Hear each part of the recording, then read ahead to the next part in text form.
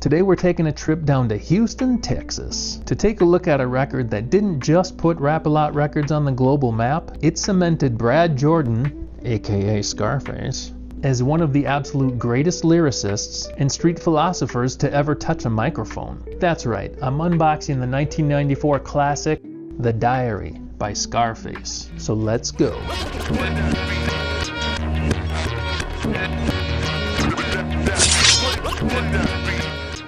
Hey folks, it's Rob here and I'm back with another episode of Unboxed, the YouTube channel where I open and unbox albums on vinyl with my Machete. Now, this isn't just any reissue. This is the 30th anniversary definitive edition put out by the good folks over at Get On Down in partnership with Virgin Music Group to celebrate 40 years of Rap-A-Lot Records.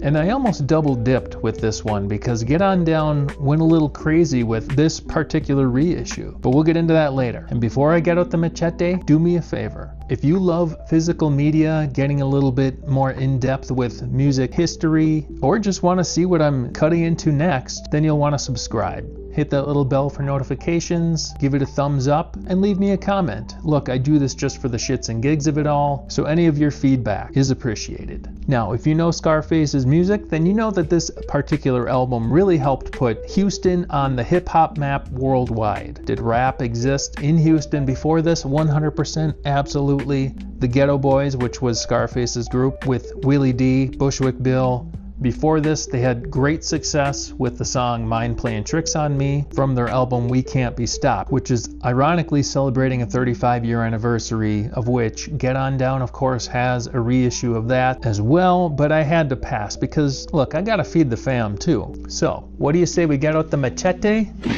and we cut this pig open?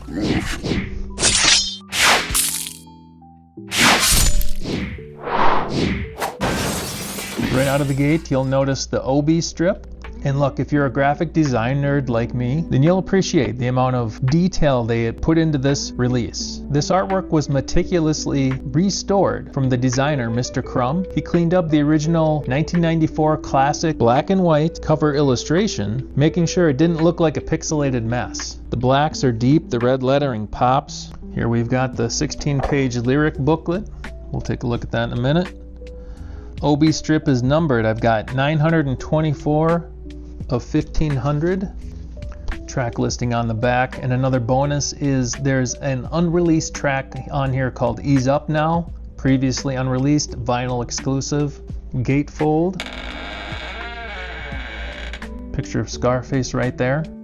Alright, let's take a look at the vinyl here. Ink Blot Swirl. Man, Get On Down has done it again. It's quality, looks great, feels great. So this is expanded onto 2 LPs, which is a massive upgrade over the single disc of the original. Splitting across 4 sides of a higher end vinyl really means that N.O. Joe and Mike Dean's bass lines can really breathe. The production, you can really feel it more. But the absolute crown jewel of this Get On Down repressing is right here. The 16-page lyric booklet. Fans of the channel know that I'm a total sucker for liner notes and extras like this and repressings. And the lyrics are written out like a classic, like a real diary would be. And I appreciate the restored photos. You know, this is the kind of stuff physical media is all about. You just can't get this with streaming albums.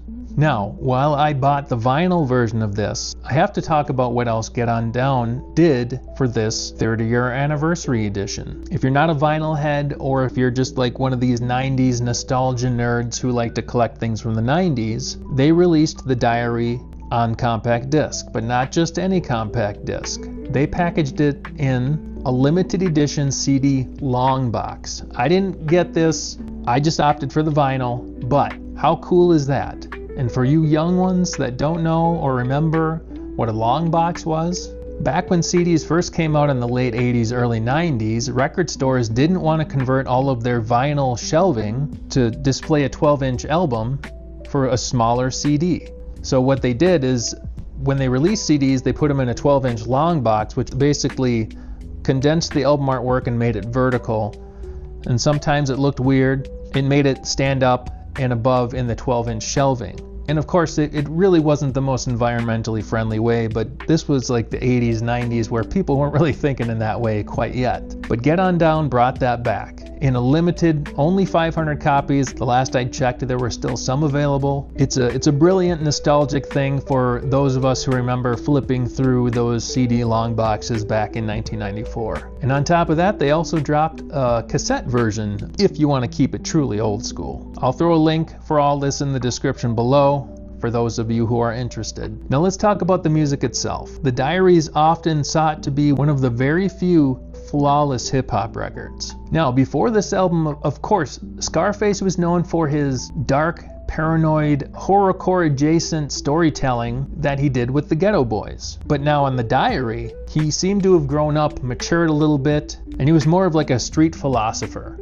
Take a track like I Seen a Man Die. Sounds pretty dark, right? It's not a glorification of street life. It's a haunting, bluesy, cinematic look at the psychological toll of mortality. And the production on this album, N.O. Joe, Mike Dean nailed it. They leaned heavily into live instrumentation, guitars, live keys, bass, which was kind of a massive shift from the loop sampling era of the time. And we can't forget about the track Hand of the Dead Body. Again, sounds pretty dark, but it features Ice Cube and Devin the Dude, and that song is practically a historical document, taking a direct shot at politicians and media outlets in the mid-90s who were trying to blame hip-hop for the violence occurring in the streets in America at the time, blaming them for their misogynistic and violent lyrics. But the overall rebuttal by Scarface is really, this is nothing more than you see in a Western movie, and he's right.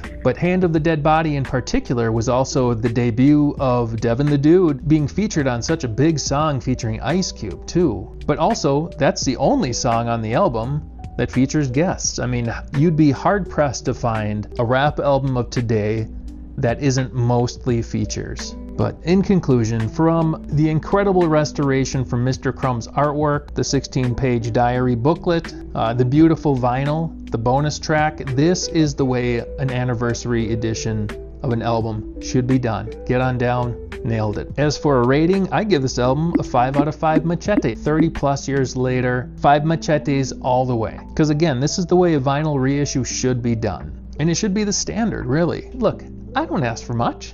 I'd settle for just some updated, clean album artwork, and maybe an unreleased track. The bonus booklet's just extra credit, and it's greatly appreciated. And if you follow my channel, you know, I've seen bigger labels with deeper pockets deliver much less on higher selling albums. This is a perfect reissue for a damn near perfect album, hands down. I'll put a link in the description below for the vinyl reissue, the CD Longbox, the cassette, in case they're still available and haven't sold out yet. But I want to say thanks for checking out the video. I appreciate you watching. Be sure to like, comment, subscribe, hit that bell for notifications, and leave me a comment. Are you a Scarface fan? And if so, where do you rank the Diary in his discography? Let me know. I'll see you in the next video.